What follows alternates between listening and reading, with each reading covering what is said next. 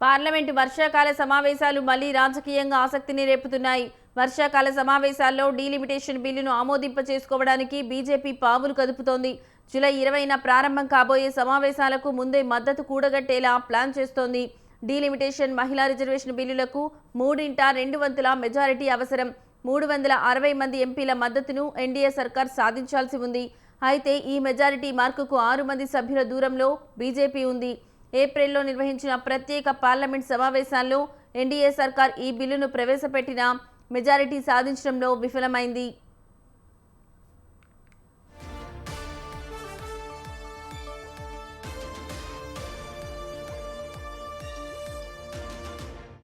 ప్రస్తుతం మోదీ సర్కార్ మిషన్ 360ని ప్రారంభించింది. మోదీ ప్రభుత్వం జూలై 19న ఆల్ పార్టీ మీటింగ్ను ఏర్పాటు చేసింది. ప్రతిపక్ష పార్టీల మద్దతు పొందేందుకు ప్రయత్నాలు చేస్తోంది. మరోవైపు వర్షాకాల సమావేశాలకు ముందు బీజేపీ వరుసగా సమావేశాలు నిర్వహిస్తోంది. గత వారం రోజులుగా బీజేపీ నాయకత్వం పలు కీలక సమావేశాలు నిర్వహించింది. ప్రధాని నరేంద్ర మోదీ నివాసంలో కూడా ఒక కీలక సమావేశం జరిగింది.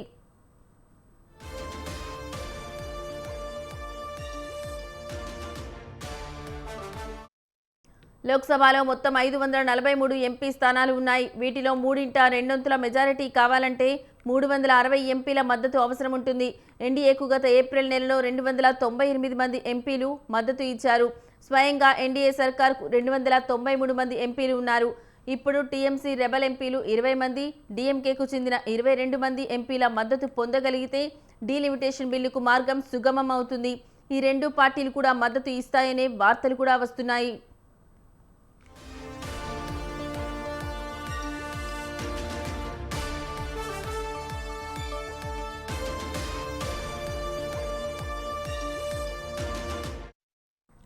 మరోవైపు ఉద్ధవ్ ఠాక్రేకు చెందిన 9 మంది ఎంపీల్లో 6 ఇటీవలే షిండే శివసేనలో చేరారు. శరద్ పవార్కు చెందిన 8 మంది ఎంపీలు కూడా మద్దతు ఇస్తున్నట్లు ఇటీవల సుప్రియా సూలే వ్యాఖ్యలు బలాన్ని చేకూరుస్తున్నాయి.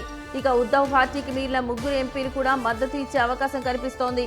దీంతో 360 ఫిగర్కు మరో 3 ఎంపీలు. పార్లమెంటు వర్షాకాల సమావేశాలు మళ్లీ రాజకీయంగా ఆసక్తిని రేపుతున్నాయి. వర్షాకాల సమావేశాల్లో డీలిమిటేషన్ బిల్లును ఆమోదింపచేసుకోవడానికి బీజేపీ పావులు కదుపుతోంది. జూలై 20న ప్రారంభం కాబోయే సమావేశాలకు ఎంపీల మద్దతు కూడగట్టేలా బీజేపీ నాయకత్వం చురుకుగా పనిచేస్తోంది. మహిళా రిజర్వేషన్ యూపీ సీఎం 200 మెజారిటీ అవసరం. మరోవైపు 360 మంది ఎంపీల మద్దతును ఎన్డీఏ సర్కార్ దేవేంద్ర ఫడ్నవీస్ షిండే వర్గంలో ఈ మెజారిటీ మార్కుకు 6 మంది సభ్యుల దూరంలో బీజేపీ ఉంది. ఏప్రిల్లో నిర్వహించిన ప్రత్యేక పార్లమెంట్ సమావేశాల్లో ఎన్డీఏ సర్కార్ ఈ బిల్లును ప్రవేశపెట్టినా మెజారిటీ సాధించడంలో విఫలమైంది.